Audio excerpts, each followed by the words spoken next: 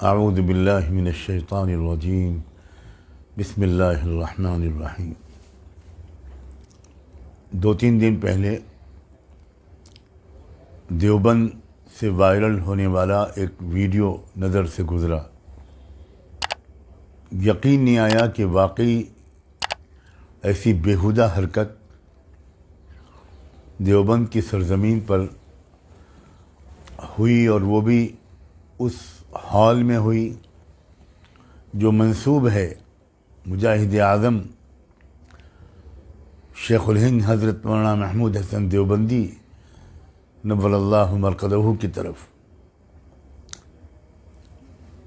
Video میں نظر یہ آ رہا تھا کہ ایک مشاعرہ ہو رہا ہے اور مختلف مدرسوں کے طلباء اس میں نظر آ رہے تھے۔ دیوبند میں بہت سے مدرسے ہیں، یہ میں نہیں کہہ سکتا کہ وہ کس ایک مدرسے کے طلباء تھے یا مختلف مدارس کے طلباء تھے، لیکن یہ یقین سے کہا جا سکتا ہے کہ وہ کالج کے طلباء نہیں تھے، دینی مدرسوں کے طلباء تھے۔ اور ایک خاتون شاعرہ انتہائی واہیات قسم کا کلام سنا رہی تھیں اور مدرسوں کے طلباء اچھل اچھل کر داد دے رہے تھے۔ میں بتا نہیں سکتا کہ اس کو دیکھ کر میرے قلب و جگر پر کیا گزری اور میری کیا حیثیت ہے۔ ہزاروں لوگ اس سے تڑپ گئے ہوں گے۔ لمثل هذا يذوب القلب عن كمد ان كان في القلب ایمان و اسلام۔ اس طرح کی چیزوں سے دل تڑپ جاتا ہے اور کلیجہ شق ہو جاتا ہے، بشرطے کہ دل میں ایمان اور اسلام کا کوئی ذرہ بچا ہو۔ بہت عرصے سے اس بات کا احساس اہل نظر کو بے چین کیے ہوئے ہے کہ ہمارے مدارس میں پڑھنے والے طلباء کی تعداد تو بڑھ رہی ہے، لیکن ان کی تربیت کا معیار بہت گھٹ رہا ہے۔ وہ اخلاقی پستیوں میں ڈوبتے چلے جا رہے ہیں۔ ان میں سے اکثریت کے اندر کوئی کیریکٹر نام کی کوئی چیز ہی نظر نہیں آتی۔ ایسا معلوم ہوتا ہے کہ جیسے دیہات کے غریب گھرانوں کے ترسے ہوئے بچے وہ یہاں آتے ہیں تو ان کو مدرسوں میں جب آتے ہیں اور انہیں کبھی کوئی ایسا موقع مل جاتا ہے بازاری قسم کی حرکتوں کے دیکھنے کا یا بازاری سطحی قسم کی محفلوں میں شریک ہونے کا، تو پھر مہینوں سے جو ان کے اندر کا کہ گھٹے ہوئے جذبات و احساسات ہیں وہ ابل پڑتے ہیں۔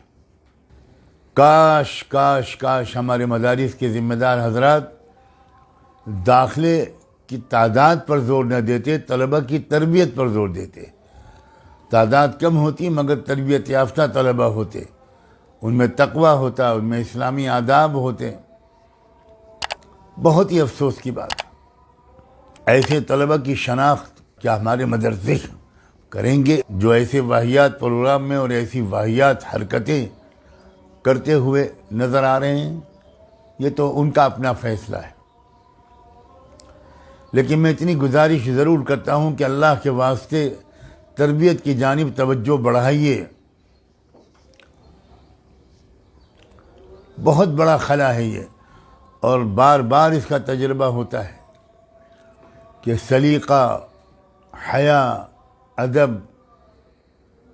خوش ذوقی، عقل مندی، سمجھداری ہمارے دینی مدارس کے طلباء کے اندر یا ان کی اکثریت کے اندر سے مفقود ہوتی جا رہی۔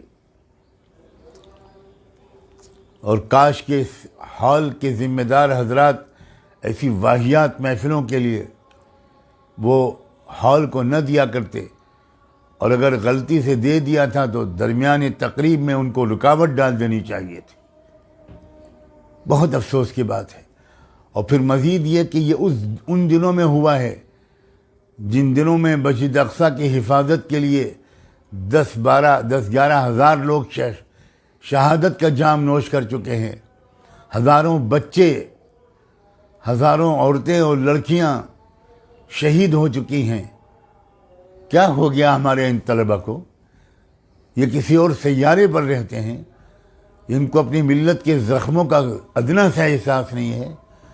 اور یہ جو صاحبہ شاعرہ تھیں میں ان کے بارے میں کیا کہوں، کہاں سے ان کو یہ تربیت ملی ہے۔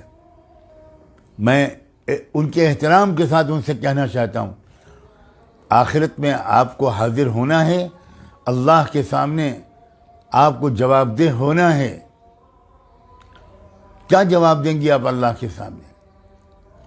نسوانی حسن کی اس طرح کی نمائش اور ایسے اشعار مردوں نوجوانوں کے سامنے پڑھنا دیوبند کی سرزمین میں، اور اس حال میں جو عظیم ترین شخصیتوں کی طرف منسوب ہے، یہ آپ کو زیب نہیں دیتا۔